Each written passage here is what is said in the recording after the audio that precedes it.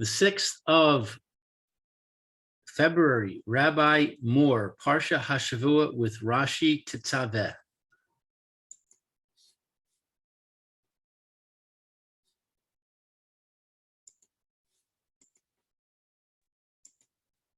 Okay.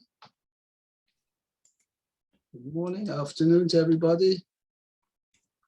Good afternoon, Rabbi Moore. How are you? Baruch Hashem, very good. Baruch Hashem. Okay, let's see. I got to get my book. Where's my book? Sorry, excuse me for a second. Everyone's coming in.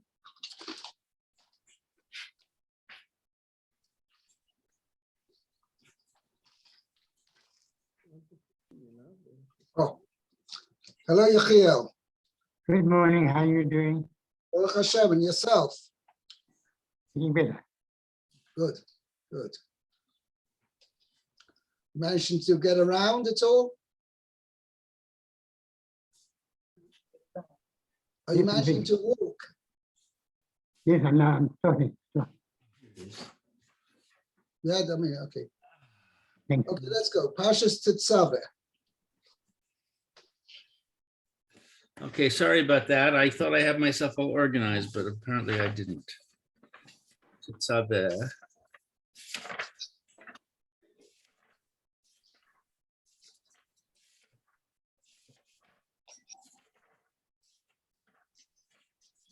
Okay,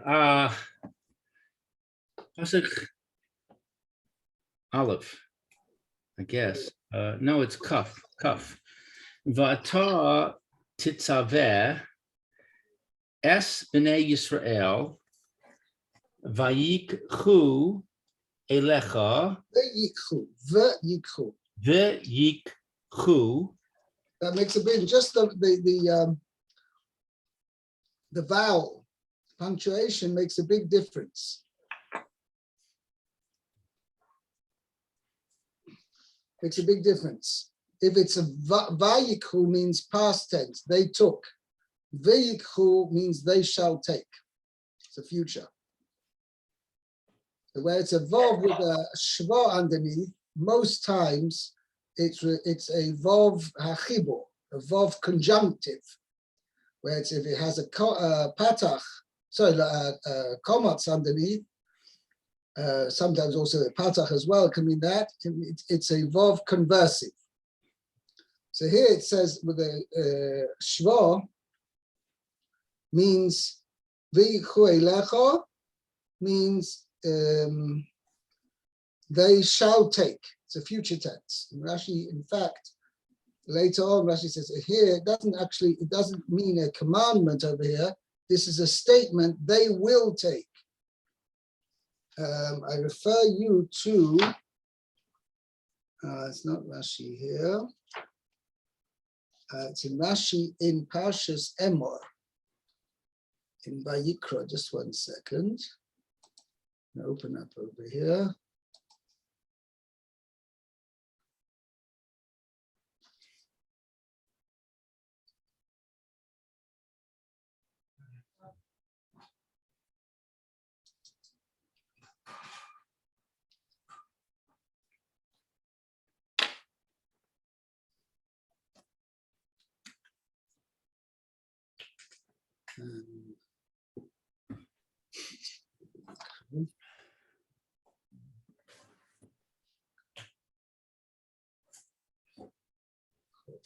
I think it is.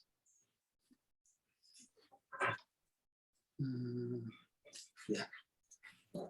Rashi says over there, this is Vayikra chapter Chav Dalet in Parshas Emor. Rashi says there, the pasuk says a very similar pasuk. Says Tzavis Meisur Vayikhu Elecha Shemen Zai Zoch Kosis Lamor LaAlois Ner Tomit.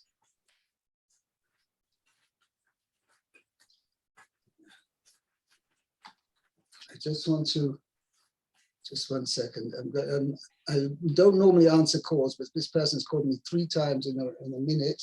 So obviously something urgent. Just 1 second. Hello? כן, אני באמצע שיעור עכשיו, זה אפשר upside down. Okay. Here, Rashi says on Pasuk base here, Tetzaveh Bnei Yisrael, Zu Parshas Mitzvahs Haneros, Be'atot Tetzaveh lo ne'emra el al seder meleches hamishkon lefarish tzorech hamenorah. V'chein mashma, this is the meaning. Be'atot soivcha letzaves Bnei Yisrael al kach. Meaning not you shall, but you will command. So that's how Rashi in Parshas Emor explains the Rashi over here. Explains the pasuk over here. It means not you shall command the Bnei Yisrael, you will. Okay. Where are we now? I'm sorry. What happened? I'm sorry, what's the difference between shall and will? Shall means is a commandment. You shall command the Bnei Yisrael. You will command is a statement that at some later point, you're going to be told to command the Bnei Yisrael. Mm-hmm. But the point is over here, this is Bechlal, a little bit of an eye-opener if we to understand what these psukim are doing here. These two psukim l'chayah seem totally out of context. Last week's Parsha explained the construction of the Mishkan. Okay, from chapter Chav Ches, Pasuk Aleph, we're going to discuss the making of the clothes, the priestly clothes for Aaron and his sons. What are these two psukim doing here? Okay, all of a sudden we tell them, you've got to make oil for the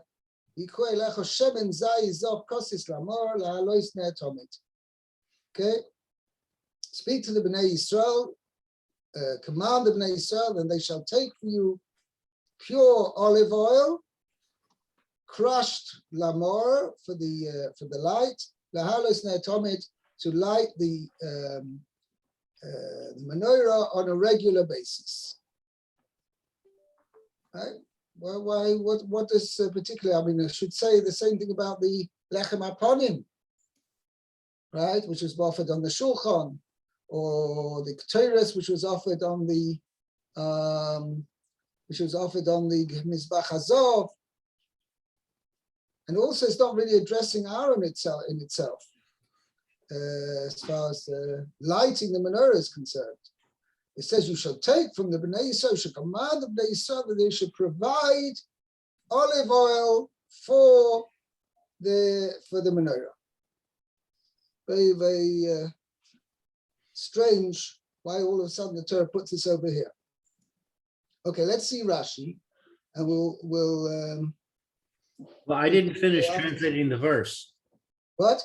I didn't finish translating the verse. I just got up to the word shemen. Yeah. Shemen zayis zach, kasiv, Katit, kasis. I have the both tubs with no dot. Yeah, kasis. Kasis. Lemaor v'ha'alos ner tamid. Okay. So pure oil. Olive oil, by the way. Zayis is olive oil. Shemen zayis. Okay. Pure olive oil, crushed for the light, to light the lamp continuously. Very good. Well, so we're going to see about this continuously or continually, because it was on a, Rashi's going to point out, it was on a regular basis. It was not 24/7. The menorah was not light 24/7. It was lit every single day without failure. So it was not an eternal light. No. Okay, so Rashi says, "Va'ata Tetzaveh zach," and you will command clear. Beli By the she, way, I just want to point out before we continue in the Rashi, there's a very important balaturim over here. Do you have balaturim? no, I don't. Okay, so I'll read it out. It says va'ator. Now, this is a very strange thing. Normally, we've had till now, we had a few times in last week's Parsha, Mishpatim less so. Vayidab Hashem o Moshe lema. Hashem spoke to Moshe saying, all of a sudden he'll go straight in at the deep end, no mention of Moshe, va'ator, and you, now who's you? Moshe. Okay, now we don't, how do we know that? Because it said at the beginning of last week's Parsha, vayidab Hashem o Moshe lema. How far does it go back? It's only one time. Yeah, it's all a continuous. There's no mention of Moshe Rabbeinu in the entire Parsha's Tetzaveh. No, it just occurred to me. Why do we know it's Moshe? Maybe it's Aharon. Because it's carrying on from the beginning, first pasuk of Parsha's Truma. Vayidab Hashem o Moshe lema. And it says, How do you know it's connected? because there has not been changed otherwise. It says V'asu Aaron atzei shitim, and then it says V'asisa kaperes. Everything V'asisa you shall make. V'asisa shulcha. V'asisa menorah. V'samishkan taase esa yuriyos. All these you shall, everything you shall make. V'asisa yuriyos izim. V'asisa sakroshim. V'asisa brichim atzei shitim. Akimoisa samishkan kemishpat asher reisa baha. V'asisa faroiches. All of these, everything is in the second person. V'asisa samizbeach atzei shitim. V'asisa chatzar mishkan. But Moshe's not doing all this. Oh yes. When it says you shall make staves of shittim wood, isn't that done by Bezalel? Well, okay. So that's the question is, who is it the you referring to? You've actually got to change the one place you have a change of, how should we say, the change of person, changes from second person to third person. It says when it made the Oren, va'asu, they shall make the Oren ha'atzei shitim. But then it continues with Sipisoi Soizopto, you shall overlay it with pure gold. So who are we addressing? The mice in Parshas Vayakel. It could be a plural. Is that you singular? Who? Is that you singular? Yes.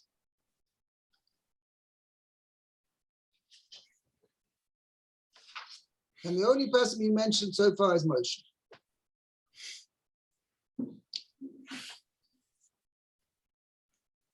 Okay. All right. Anyways, So at any rate, so I'll just read you out what the Balaturim says. Lo hiske Moshe b'zeh haseder. Okay. It does not mention Moshe in this sidra, in this parsha. Ma'ashe'en came b'chol HaChumash, which is unlike any else in Chumash. In fact, from Parsha Shmois till Parshas Dvarim, and then there's a gap a bit between a few parshas because that was Moshe's monologue, Moshe's speech to Klal Yisrael, the whole of Sefer Dvarim. But certainly from Parshas Shmois all the way till Parshas Masei, the end of Bamidbar, Moshe is mentioned a number of times in each parsha, with the exception of this parsha, Parshas Tetzaveh. Says the Balaturim, Shemisha shenoilad Moshe ain't seder shlohu's kappa. From the time Moshe was born, there's no sedra, no parsha where Moshe is not mentioned. Vahatam, why is Moshe not mentioned in this parsha of Atot Tetzaveh? Mishum she'omar, in next week's parsha, Parshas Kisiso, mecheini no misifrecha asher kosovta. Moshe Rabbeinu said to HaKadosh Baruch Hu, pleaded with HaKadosh Baruch Hu, He said, HaKadosh Baruch Hu, if you're not going to forgive the Jewish people for the sin of the golden calf,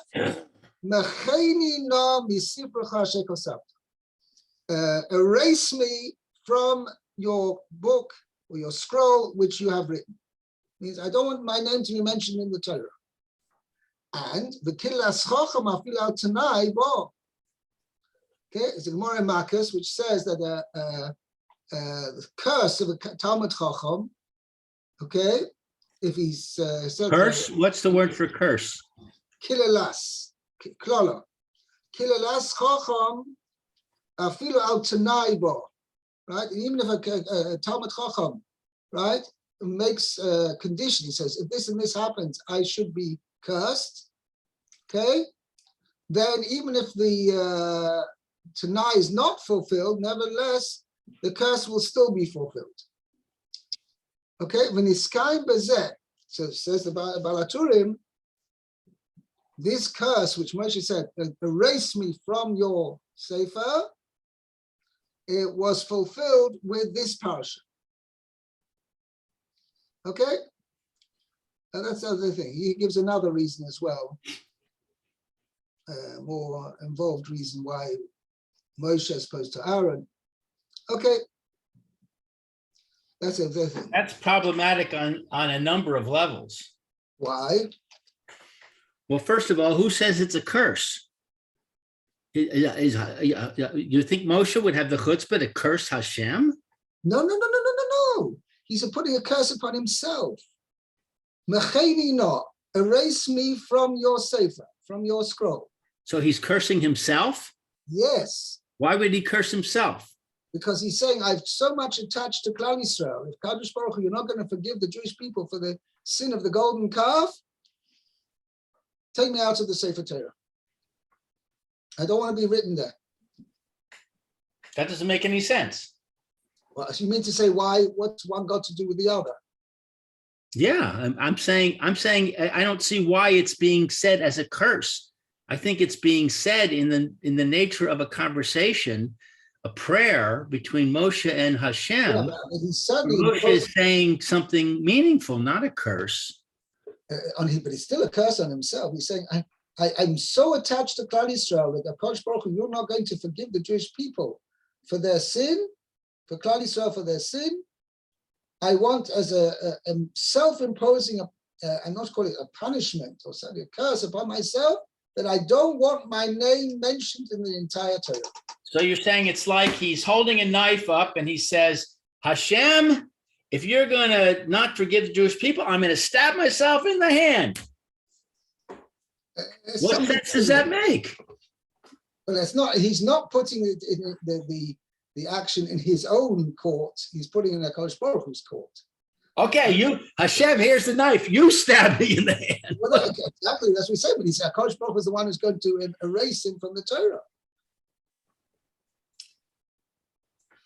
Okay. Anyway, the question is, why is one connected there? What's the midah connected midah there? That's a question in itself. Okay, but the Moshe, Sofkos of Moshe Rabbeinu did say that, and because he said second problem I have with it is fulfillment of that curse to an nth degree. But how is a partial fulfillment of a curse fulfillment? He said, "Take me out of the book." Right. And Hashem takes him out of one Parsha, which is a tiny part of the book. Okay, but that was nevertheless, that's what he's about the Balaturim says, when Iskayim Bazeh, it was fulfilled with this, by taking the name of Moshe out of Parsha Tetzaveh. I wanted to add to this Balaturim, why Parsha Tetzaveh? Why after this Parsha? Why some other Parsha? Yeah. Good question. So, Kaviyachol, even though HaKadosh Baruch Hu had to fulfill what Moshe Rabbeinu said, to erase him somewhat from the Torah, because that's what Moshe Rabbeinu had said, Kaviyachol, HaKadosh Baruch Hu waited for the last opportunity to do so. So Moshe Rabbeinu said that in Parshas Kisisa, so that was next week's Parsha, so HaKadosh Baruch Hu waited till we go through a full cycle again. Now I've got no choice. There comes the last parsha, it's Tetzaveh, right? Because otherwise back to Kisisa again. Okay? So, here I'm going to do it. Okay, let's leave that addition of mine, leave that aside, whatever. It's just a nice thought I had. But anyway. So to me, it's like Moshe says to Hashem, if you're not going to forgive the people, then take away my car. And Hashem says, okay. And he removes the windshield wiper. Right. But you have to realize how much, let me ask you a question. How much would you have paid anybody an opportunity to have your name written in the Sefer Torah? I have no idea. I would pay all the money I could get hold of. I would pay any money whatsoever. Okay. An eternal book. The Torah is written for Doros. When Moshe Rabbeinu said, meaning, he's saying, I'm giving up on everything. I mean, Lemais, we call the Sefer Torah, the Torah is called Toras Moshe. Akash Baruch Hu said that. Zikru Toras Moshe Abdi. The Torah is called by Akash Baruch Hu Toras Moshe. Moshe was the one who gave it to us. Right. Torah Tzivalon Moshe Moirasha Kilas Yaakov. It's a possible in the Torah. So let me think of that one before. Torah Tzivalon Moshe. Okay, and Moshe Rabbeinu was willing to forego that tremendous title, let's call it, tremendous honor, position of honor, which Hakadosh Baruch Hu is giving to him, that he is the one who gave Torah to Klal Yisrael. And I said, Moshe Rabbeinu says, listen, if you're not going to forgive Klal Yisrael, I'm giving up on the whole thing.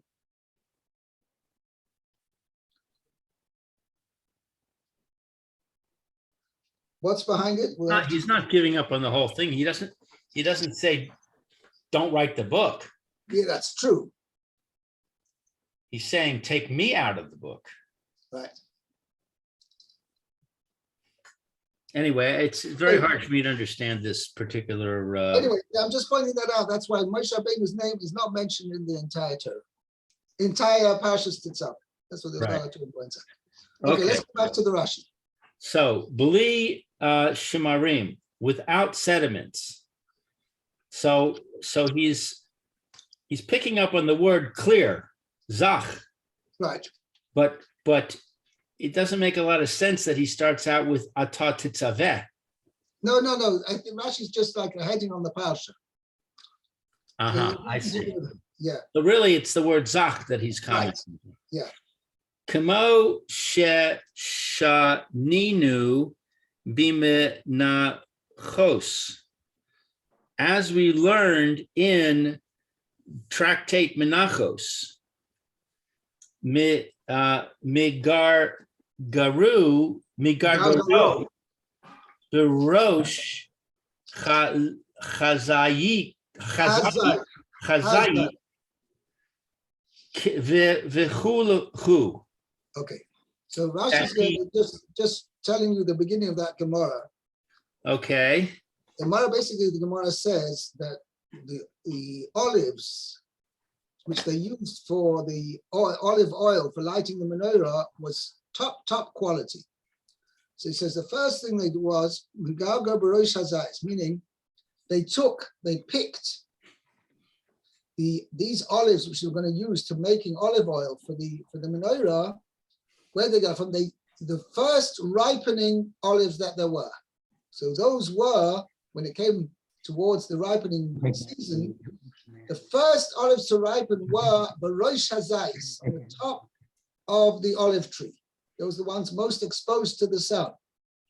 So they specially picked those olives, and then it says it would take those olives and squeeze out one drop from each of them. Where did they get these olives from? Oh, so now you're asking a very good question. I was going to bring it up a little bit later, but the question is, where in the desert, when they were 40 years in the desert, where did they get the olive oil from? Well, not just the olive oil, but these first ripe olives from the top of the tree. How many olive trees did they have? Did they carry them around and replant them? So I just heard a tape this morning on my way here, to the Shir. The Medrash Tanchuma says, so first of all, you have to understand that how much was burnt each night. Rashi brings it over here. Isn't it a log per cup? 3 log, I think it is. 3 log. And a log, I believe, is somewhat like a quart. Yeah, it's a revier is what we call it, which is either, there's 2 opinions. It's either 86 cubic centimeters or 150 cubic centimeters, according to 2 different opinions. 86 according to Reb Chaim Noah, and 150 according to the Chazon Ish. So a cubic centimeter is the same as a milliliter, right? Right. Yeah, it depends. If we're talking about water at 4 degrees centigrade, 76 meters mercury, 76 degrees mercury pressure at sea level, right?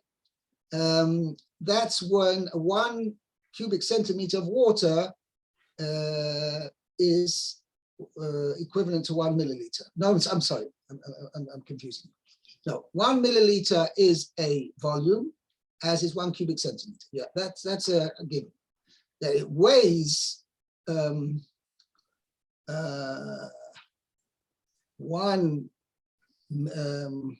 what do you call it? Milligram. Okay, 1 milligram of water at sea level, 4 degrees centigrade, 76 degrees pressure of mercury, which is the standard thing. That's at sea level. That 1 milligram of water equals 1 milliliter of water weighs 1 milligram, I believe. No, that can't be. No, 1 gram. 1 gram. I'm sorry, 1 gram. Therefore, 1 liter weighs 1 kilogram. That's right. That's more right. I'm sorry. 1 liter Awesome. of water weighs 1 kilogram. Okay. But I don't really care how much it weighs. What I care about is the quantity. Volume. Volume. So we're saying the volume is like 86 milliliters or 156. So let's call it 100. So it's 1/10 of a liter. It's either 86 or it's 150. All right. So let's average it. We'll say it's 1/10 of a liter approximately. So that's per cup. Now, a second, there were 12. This is a 12. Where does Rashi mention it? The Erev ad Boiker. Yeah. Next Rashi, next pasuk. Didn't say. Chetzi loig. I'm sorry. Chetzi loig leleile teiris aruk. Rashi on next pasuk is going to say. It's chetzi loig. Chetzi loig. Chetzi loig for what? Of how much oil was needed for each night. So that's 2 reviers, right? So if a revius is 150 milliliters, so a loig is 300 milliliters. And if a revius is 86 milliliters, so a revius, chetzi loig is going to be 172. Okay, 172 milliliters each night. Now, is that per cup or for all 7 cups? All 7 cups. Okay. So that's about 15% of a liter. No, forget. If it's a thing, if it's 120, okay, very much. It's either 172 milliliters or let's assume the smaller share, 172 milliliters. So that's how much there was used on each night. All right, so that's 17%. Right. Now, That means it was lit 7 days a week. Whatever, every day of the year, 365 days of the year for 40 years. So let's make a little bit of a calculation over here.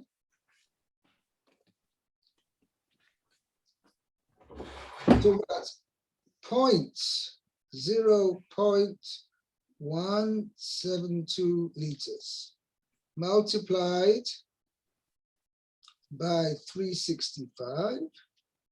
Oops. Multiplied by 40. Because there were 40 years in the desert.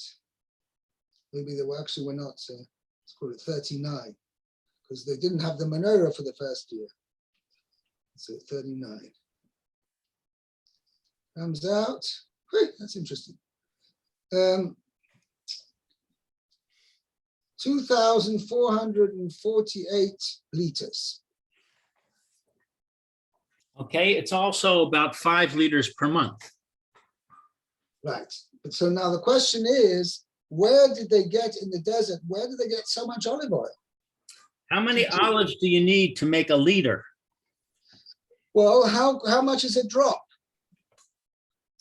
How much Let's is say a drop is 1 milliliter. Okay. So You you need need 1,000 olives to make a liter. Yeah, 1 second. So every night you needed, for each night, you needed 172 olives. Right. Okay. And so now we're saying 172 olives. And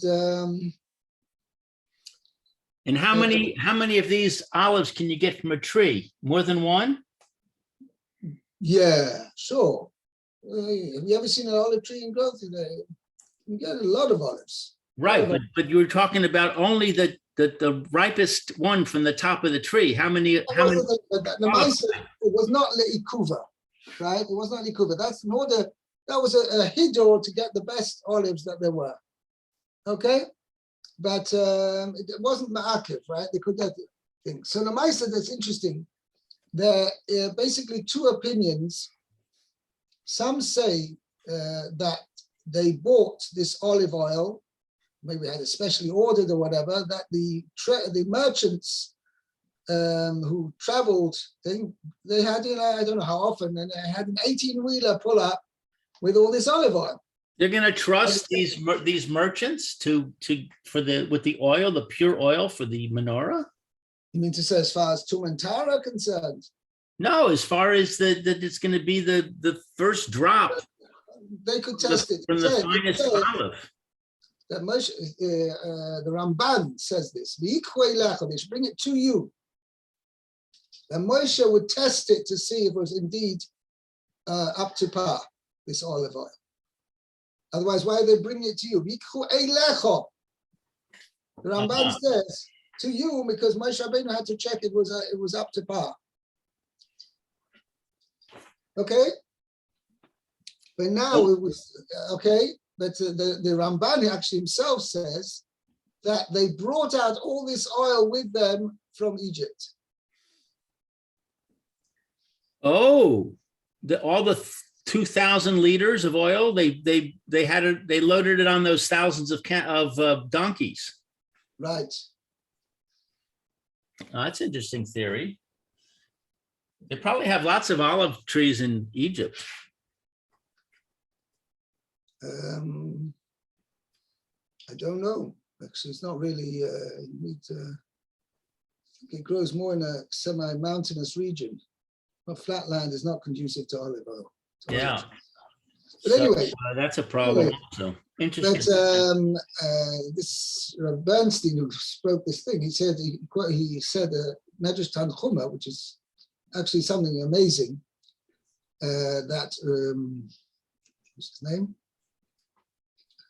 Rav Chanina Skan HaKohen said that when he served in the second Beis Hamikdash, the olive oil which they lit on every Rosh Hashanah lasted the full year.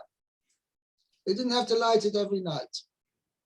It burnt continuously the whole time from year to year, from every Erev Rosh Hashanah to the next.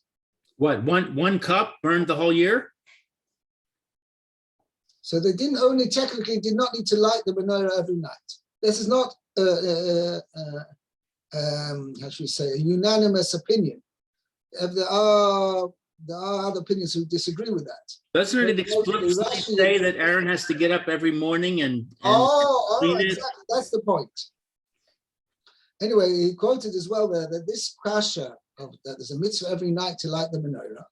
So this kasha, the Ger Rebbe, the Avram Mordechai Migor, asked this question to Reb Chaim Soloveitch.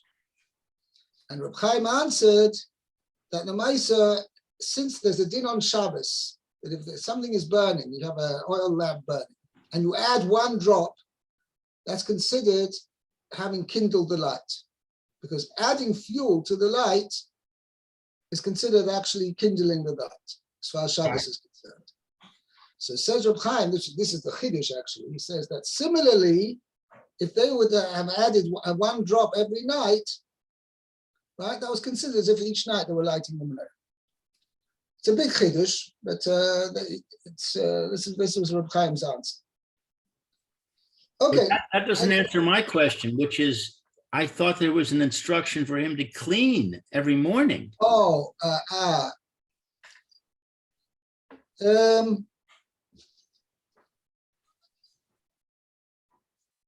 It doesn't actually say there's a positive mitzvah to do so. It says, when he does the mitzvah of bringing keteros was twice a day, in the morning when the Kohen Gadol would, or not Kohen Gadol, when the Kohen would clean out the menorah, and in the afternoon when the menorah was lit, at those two times, that's when the keteros was supposed to be brought. You want to say when means if? If, could well be. So it certainly doesn't necessarily give a direct commandment. You have to clean out the lamps. Interesting. Okay, let's continue, or should we stop here? I think we're done today. Okay, yeah, okay. So we go up to the Rashi Kosis. Okay. Thank you so much. Okay, have a great day. Be well, Yechiel. Kol Tov. Okay, Kol Tuv.